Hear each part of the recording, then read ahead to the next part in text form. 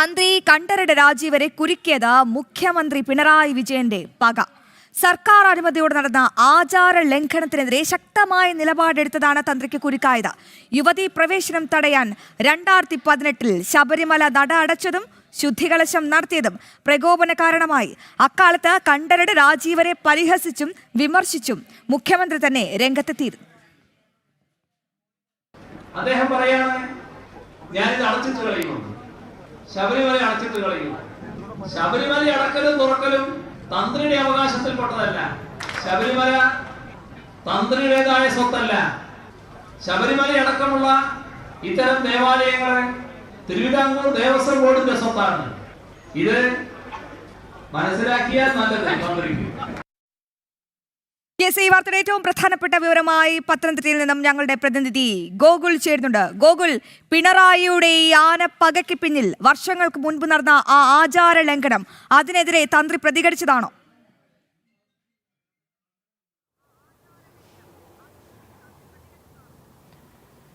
അശ്വതി, അങ്ങനെ തന്നെ വേണം കരുതാനായിട്ട്. കാരണം തന്ത്രി കണ്ഠരര് രാജീവരോടുള്ള പക, സംസ്ഥാന സർക്കാരിൻ്റെയും മുഖ്യമന്ത്രി പിണറായി വിജയൻ്റെയും പക, അത് ഇന്ന് തുടങ്ങിയതല്ല. അത് 2019 യുവതീ പ്രവേശന വിഷയം മുതൽ ആരംഭിച്ചതാണ് എന്ന് വ്യക്തമാക്കുന്ന സൂചനകളാണ് ഇപ്പോൾ പുറത്തു വന്നുകൊണ്ടിരിക്കുന്നത്. നമ്മളിപ്പോൾ കേട്ട മുഖ്യമന്ത്രി 2019 നടത്തിയിട്ടുള്ള ആ പ്രസംഗത്തിൽ നിന്ന് തന്നെ ആ രാജീവരോടുള്ള വിദ്വേഷം അല്ലെങ്കിൽ പക എത്രത്തോളമാണ് എന്ന് വ്യക്തമാണ്. കാരണം യുവതീ പ്രവേശന വിഷയ സമയത്ത് സംസ്ഥാന സർക്കാരിനോടും അല്ലെങ്കിൽ മുഖ്യമന്ത്രി പിണറായി വിജയൻ അടക്കം സ്വീകരിച്ചിട്ടുള്ള നിലപാടുകളോട് എതിർ നിലപാട് സ്വീകരിച്ചിരുന്ന ഒരു വ്യക്തിയാണ് തന്ത്രി കണ്ഠരര് രാജീവർ എന്ന് പറയുന്ന വ്യക്തി. ഒപ്പം ഭക്തർക്കൊപ്പം തന്നെ നിലനിന്നുകൊണ്ട് അദ്ദേഹം ശബരിമലയിൽ കൃത്യമായിട്ട് നടപടികൾ സ്വീകരിച്ചു, അതിനെതിരായിട്ടുള്ള നടപടികൾ സ്വീകരിച്ചു, നിലപാടുകൾ സ്വീകരിച്ചിരുന്ന ഒരു വ്യക്തി കൂടിയിട്ടാണ് തന്ത്രി കണ്ഠരര് രാജീവർ. ഇതൊക്കെ തന്നെയാണ് തന്ത്രിയോട് സംസ്ഥാന സർക്കാരിന് പകയുണ്ടാകുവാനായിട്ടുള്ള കാരണമായിട്ട് മാറിയത്. പ്രത്യേകിച്ച് യുവതീ പ്രവേശന ശ്രമങ്ങൾ സംസ്ഥാന സർക്കാർ നടത്തിക്കൊണ്ടിരിക്കുന്ന വേളയിൽ അതിനെതിരെ കൃത്യമായിട്ട് ശബ്ദമുയർത്തി. പ്രത്യേകിച്ച് യുവതികളാരെങ്കിലും കയറുകയാണെങ്കിൽ ആ സമയം താൻ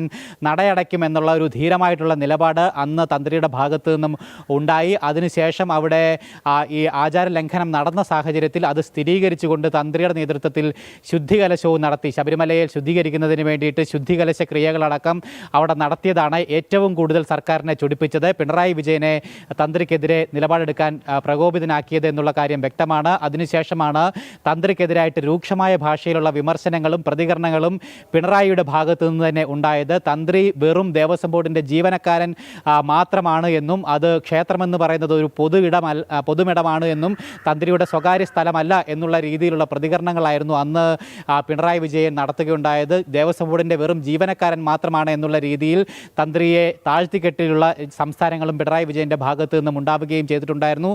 അയ്യപ്പൻ്റെ, അതായത് അവിടുത്തെ വിഗ്രഹ പ്രതിഷ്ഠയുടെ പിതൃസ്ഥാനീയൻ എന്നുള്ള വില പോലും കൽപ്പിക്കാത്ത രീതിയിൽ തന്ത്രിയെ അവഹേളിക്കുന്ന പ്രതികരണങ്ങളും പരാമർശങ്ങളുമാണ് പിണറായിയുടെ ഭാഗത്തു നിന്നും ആ സമയത്ത് ഉണ്ടായത്. അതുമാത്രമല്ല, അതിനുശേഷം 2019 പത്തനംതിട്ടയിൽ CPM നടത്തിയിട്ടുള്ള ഒരു രാഷ്ട്രീയ വിശദീകരണ യോഗത്തിൽ തന്ത്രിക്കെതിരെ സമാനമായിട്ടുള്ള ഹീനമായിട്ടുള്ള ചില പ്രതികരണങ്ങൾ പിണറായി ആവർത്തിക്കുകയും ചെയ്തിട്ടുണ്ടായിരുന്നു. അതായത് ഈ മുണ്ടിൻ്റെ കോന്തലയിൽ കെട്ടിയിട്ടിരിക്കുന്ന താക്കോൽ കൂട്ടം അധികാര സ്ഥാനമാണ് എന്ന് ചിലർ കരുതുന്നുണ്ടെങ്കിൽ അത് തെറ്റാണ്, അത് അധികാരമല്ല എന്നുള്ള രീതിയിലുള്ള ചില വികലമായിട്ടുള്ള പരാമർശങ്ങൾ ഈ തന്ത്രിക്കെതിരായിട്ട് മുഖ്യമന്ത്രി നടത്തുകയും ചെയ്തിട്ടുണ്ടായിരുന്നു. അതിനുശേഷം ശബരിമല ക്ഷേത്രത്തിൻ്റെ ആ നേതൃസ്ഥാനത്ത് നിന്നും തന്ത്രിയെ, പ്രത്യേകിച്ച് തന്ത്രി കണ്ഠരര് രാജീവരെ മാറ്റുന്നതിന് വേണ്ടിയിട്ടുള്ള ശ്രമങ്ങൾ പിണറായിയുടെ നേതൃത്വത്തിൽ സംസ്ഥാന സർക്കാർ ആ കാലഘട്ടം മുതൽ ശ്രമിച്ചിരുന്നതാണ്. സർക്കാർ തലത്തിൽ പല ഇടപാടുകളും തന്ത്രിയെ ആ സ്ഥാനത്ത് നിന്നും മാറ്റുന്നതിന് വേണ്ടിയിട്ട് നടത്തുകയും ചെയ്തിട്ടുണ്ടായിരുന്നു. പക്ഷേ സമൂഹത്തിൻ്റെ പല ഭാഗങ്ങളിൽ നിന്നും, പ്രത്യേകിച്ച് പാർട്ടിക്കുള്ളിൽ നിന്ന് തന്നെ പോലും അതിനെതിരെ വിമർശനങ്ങളും പ്രതിഷേധങ്ങളും ഉയർന്ന ഒരു സാഹചര്യത്തിലാണ് ആ നീക്കത്തിൽ നിന്നും പിന്മാറേണ്ടതായിട്ടുള്ള സാഹചര്യം ഉണ്ടായത്. അന്ന് ദേവസ്വം ബോർഡിൻ്റെ അംഗമായിട്ടുള്ള ശങ്കരദാസും അതോടൊപ്പം തന്നെ ദേവസ്വം കമ്മീഷണറായിരുന്ന N വാസു അടക്കമുള്ള ആളുകൾ ആ സമയത്ത് പിണറായിക്കൊപ്പം, സംസ്ഥാന സർക്കാരിനൊപ്പം തന്ത്രിക്കെതിരെ നിലപാട് സ്വീകരിച്ചിരുന്ന വ്യക്തികൾ കൂടിയിട്ടാണ്. എന്തായാലും അന്ന് മുതൽ തന്നെ തന്ത്രിയോടുള്ള ഈ രീതിയിലുള്ള നിലപാട് സംസ്ഥാന സർക്കാരിനുണ്ടായിരുന്നു, പ്രത്യേകിച്ച് പിണറായി വിജയൻ ഉണ്ടായിരുന്നു എന്നുള്ള കാര്യം വ്യക്തമാണ്. എന്തായാലും ഇപ്പോൾ ഈ വർഷം 2026 തന്ത്രിക്കെതിരായിട്ട് ഈ ശബരിമല സ്വർണ്ണക്കവർച്ച കേസുമായി ബന്ധപ്പെട്ടുണ്ടായിട്ടുള്ള ഈ തന്ത്രിക്കെതിരെ വന്നിട്ടുള്ള ഗൂഢാലോചന അല്ലെങ്കിൽ തന്ത്രിയെ കൊടുക്കാനുള്ള ശ്രമങ്ങൾ അത് 2019 തുടർച്ച തന്നെയാണ് എന്ന് സംശയിക്കുന്നതിൽ യാതൊരു തെറ്റും പറയുവാനായിട്ട് സാധിക്കുകയില്ല. കാരണം കൃത്യമായിട്ട് സർക്കാരിനെതിരെ നിലനിന്നിരുന്ന തന്ത്രിയെ ഈ വിഷയത്തിൽ കുടുക്കിക്കൊണ്ട് അന്നത്തെ പക തീർക്കുന്ന നിലപാടാണ് ഇന്ന് സ്വീകരിക്കുന്നത് എന്ന് നമുക്ക് സംശയിച്ചാൽ യാതൊരു തെറ്റും പറയാൻ പറ്റില്ല എന്ന് തന്നെ പറയേണ്ടിയിരിക്കുന്നു. എന്തായാലും ഈ അല്ലെങ്കിൽ അന്നത്തെ മുഖ്യമന്ത്രിയുടെ പ്രസംഗങ്ങളടക്കം നമ്മളിപ്പോൾ കേട്ടിരുന്നതാണ്. ആ കാര്യങ്ങളിലൊക്കെ തന്നെ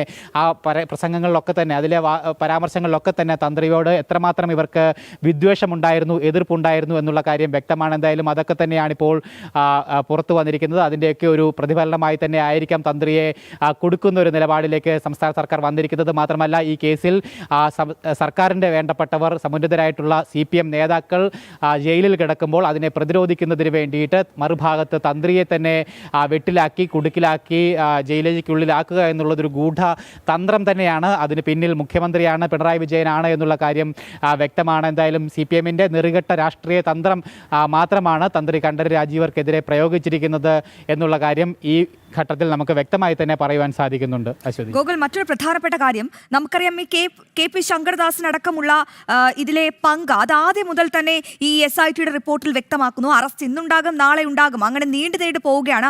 അപ്പോൾ പോലും ഈ തന്ത്രിക്കെതിരെ ഒരു പരാമർശം പോലും ഓരോ റിപ്പോർട്ടിലും ഉണ്ടായിരുന്നില്ല. ഇതിനിടയ്ക്ക് D മണി വരുന്നു. അപ്പോൾ അവിടെ വ്യക്തമാണ് ഈ അന്വേഷണം വഴിതിരിച്ചു വിടാനുള്ള ഒരു ഗൂഢ നീക്കം അവിടെ നടക്കുന്നുണ്ട്. SITക്ക് മേലുള്ള ആ ഉന്നതരുടെ മേൽക്കൈയാണ് ഇതിലെല്ലാം വ്യക്തമാകുന്നത്. എന്തായാലും ഈ തന്ത്രിയിലേക്ക് പെട്ടെന്നാണ് ഒരു മിന്നൽ നീക്കം, SITയുടെ ഒരു മിന്നൽ നീക്കം എത്തുന്നു, ഒരു അറസ്റ്റിലേക്ക് അത് കടക്കുന്നു. അതും നമ്മൾ എടുത്തു പറയേണ്ട കാര്യം, ഒരു റിപ്പോർട്ടിലും തന്ത്രിയെ പറ്റി പരാമർശമില്ല. പിന്നെ എങ്ങനെയാണ് അങ്ങനെ ഒരാളെ പെട്ടെന്ന് അറസ്റ്റ് ചെയ്യാൻ കഴിയുക? അന്വേഷണം വഴിതിരിച്ചു വിടാനുള്ള ഒരു ഗൂഢ നീക്കം കൂടിയല്ലേ? പ്രത്യേകിച്ച് ED എത്തുന്ന സാഹചര്യത്തിൽ SITയുടെ അന്വേഷണം മറ്റൊരു ദിശയിലേക്ക് പോവുകയല്ലേ ഗോകുലെ?